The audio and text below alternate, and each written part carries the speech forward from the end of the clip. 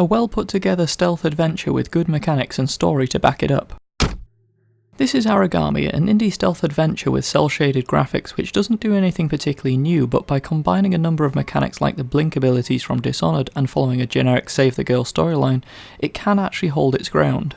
Though the story is a little bit more complicated than that. Surprisingly enough, you play as an Aragami, which is a creature of the shadows used to exact vengeance. You have been summoned by Yamiko because her family has been killed by the Kaiho army and you need to save her.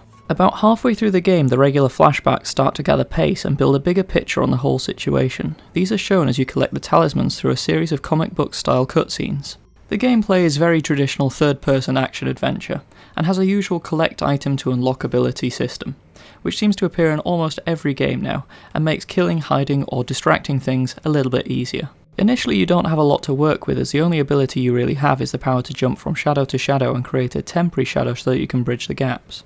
This is more than enough to make your way through the areas without being seen, but you will have a lot of difficulty with trying to kill the guards as you go because you don't get the ability to hide bodies until later on.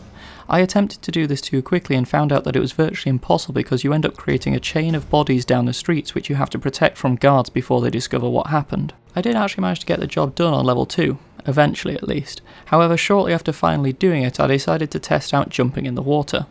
Turns out Aragamis aren't big fans of water. This meant I was sent back to the starter level once again. From that point on, I decided my usual approach of killing everyone was going to be too frustrating, and opted to make my way through the levels without being seen and killing no one at all.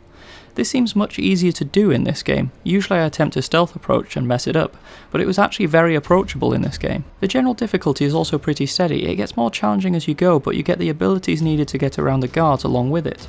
There are a couple of spikes in difficulty, particularly in the boss fights, which took several attempts, but some of this is just because it takes time to work out exactly how the boss attacks and how to evade those attacks. I will say that the variety of the game isn't the best, as there are only very few variants on the guard types. It can essentially be broken down into standard sword-wielding guard and rangers, and the only real changes to this are that later on the guards have little light orbs which float around them. Fortunately, you do get enough different abilities to make the gameplay varied, though if you're attempting to collect the different badges, you only end up needing about half of them.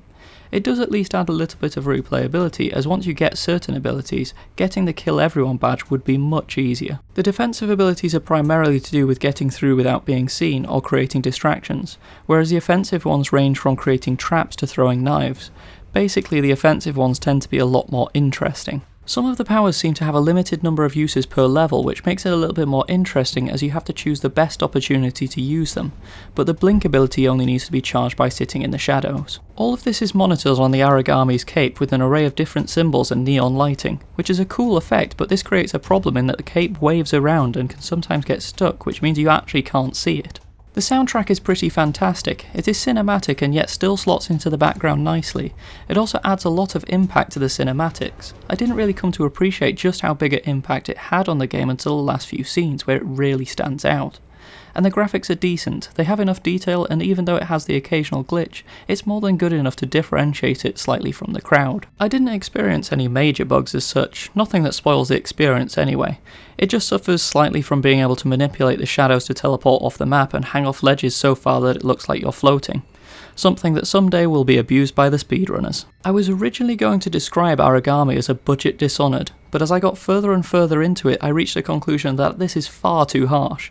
It does enough to separate it from other stealth games, and the story is pretty good, even if it is quite predictable. It has good solid mechanics and builds a familiar but different dark world which is bathed in the battle between light and dark.